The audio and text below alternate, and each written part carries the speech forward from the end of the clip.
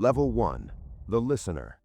You are 19 years old, Berlin, Germany. You have no special skills, no connections, no money. What you have is something most people waste completely. You pay attention. You sit in cafes for hours. You ride the U-Bahn and listen to conversations people assume nobody is hearing. You notice things: who meets who avoids who, which businessman looks nervous when he checks his phone, which politician leaves a restaurant through the back door. You start writing things down, not for any purpose, just because the information feels valuable, and throwing it away feels wrong. An older man approaches you one afternoon, quiet, careful, the kind of person who watches a room the same way you do.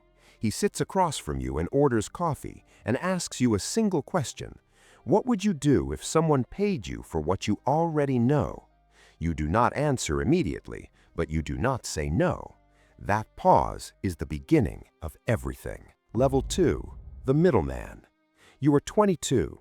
You have your first 3 clients: a divorce lawyer who pays you to find out which hotels certain people visit on Tuesday afternoons, a small property developer who pays you to know which city contracts are being awarded before they are publicly announced, a journalist who pays you for things she cannot print but needs to understand. You never lie to any of them. That is your first rule. Information that cannot be verified is worthless. Your value is accuracy. You build a simple system: sources on one side, clients on the other, you in the middle, touching nothing directly. You are not a spy, you are not a criminal. You exist in the space between what people know and what they need to know. You charge modestly, you deliver precisely. You never ask your clients what they do with what you give them. That last part will become harder to maintain than you expect. Level 3. The network. You are 26. You have sources in 11 cities across 6 countries, a hotel concierge in Zurich, a secretary at a Brussels lobbying firm, a mid-level official at a German federal ministry, a bartender at a private members club in London where 3 intelligence services send their people to drink and talk too much. None of your sources know they are sources. They think they are friends, contacts, people you stay in touch with. That distinction matters to you less than it used to. Your clients have changed too.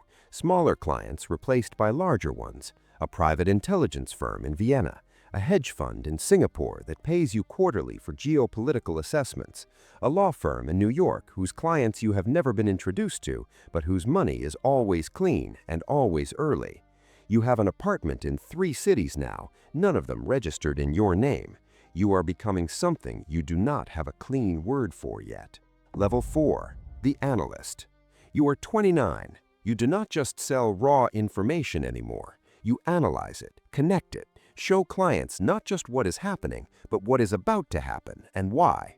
A pharmaceutical company paid you 400,000 euros last year to tell them which regulatory official in 3 countries was about to change their position on a drug approval. You told them 6 weeks before it became public. They acted accordingly. The line between intelligence and insider trading is thinner than most people realize.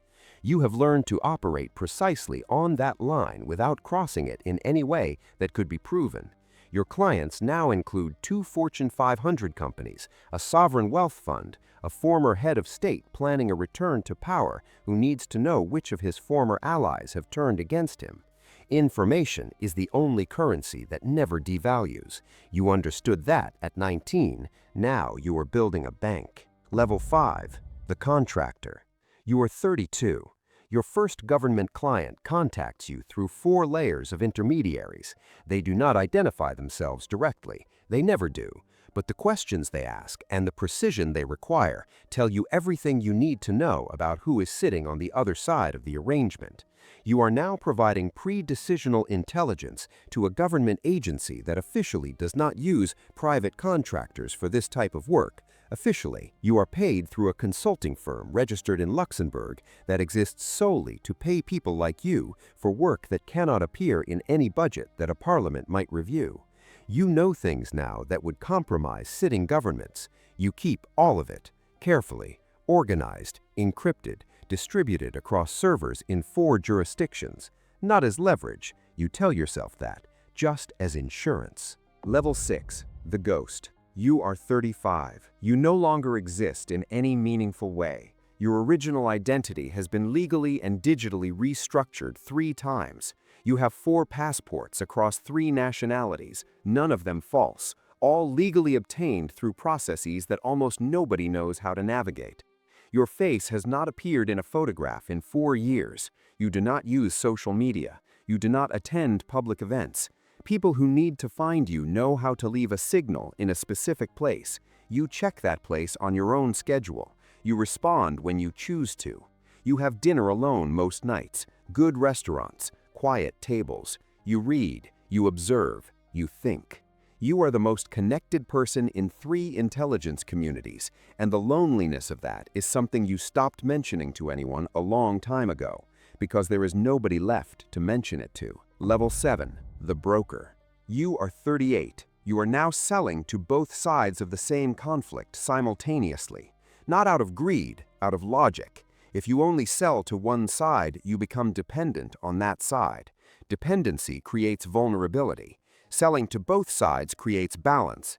Neither side can afford to eliminate you, because neither side knows how much you have already given the other.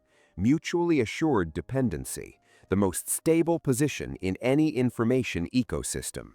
You know where 3 missing persons are. 2 disappeared by state actors, 1 by a private entity whose principals sit on the boards of companies listed on 2 major stock exchanges. You know things that would rewrite the public understanding of 4 major events in the last decade. You will never tell anyone any of this unsolicited, but you will never delete it either. Level 8. The target. You are 41. Someone has decided you know too much. You do not know who specifically. That is unusual. You are very good at identifying threats early. The fact that you cannot identify this one means it's coming from somewhere inside your own network. Someone you trust, someone whose information has always been accurate because they were feeding you exactly what they needed you to believe. You change your location. You go dark for 6 weeks. You burn 2 source networks that you have spent years building because the risk of contamination is too high to manage. You sit in a rented apartment in Lisbon, eating takeaway food, thinking about who it could be. You make a list of 12 names. You narrow it to 3. You are not certain. In this work, not certain is the same as wrong. Level 9. The burn. It was the journalist, the first one, from level 2. 20 years, she was your first client. She became something closer to a friend than this life usually allows. She was not working against you deliberately. She was protecting herself. A government with leverage over her career had asked her quietly to maintain contact with you and report your movements. She had been doing it for 3 years without fully understanding what she was feeding or where it was going. When you confront her, she does not deny it. She cries, she explains, she apologizes. You believe her. It does not change anything. You leave Lisbon that night. You leave the network. You leave the work. You transfer the most sensitive information you hold into a distributed system that will release it automatically to 7 separate journalists in 7 countries if you do not enter a specific code every 30 days. Dead man switch, the oldest insurance policy in the intelligence world. Then you disappear. Level 10. The silence. You are 47 years old. You live in a small coastal town in Portugal. You grow tomatoes, you drink coffee in the morning and wine in the evening, and you read books that have nothing to do with geopolitics or intelligence or the movement of money and power across invisible borders. Nobody knows you here, not your real name, not your history, not the things you know that you will carry to your grave. Sometimes former clients try to find you. You know when they are looking because you still have one source, just one person. Someone who owes you something permanent and who sends you a single word in an email when the temperature changes. The word is always the same, quiet or not quiet. It has been quiet for 2 years. You think about the journalist sometimes, the small invisible army of people whose ordinary lives you moved through for 20 years, taking what you needed and leaving nothing behind. You wonder if any of them think about you. You decide it does not matter. The tomatoes are growing well this year. The light here in the late afternoon is extraordinary. You have learned to notice things that have no value to anyone. Just things that are beautiful, just things that are real. After 20 years of knowing everything about everyone, you have finally found the only piece of information that actually matters. How to be nobody, how to be nowhere, how to be finally and completely free.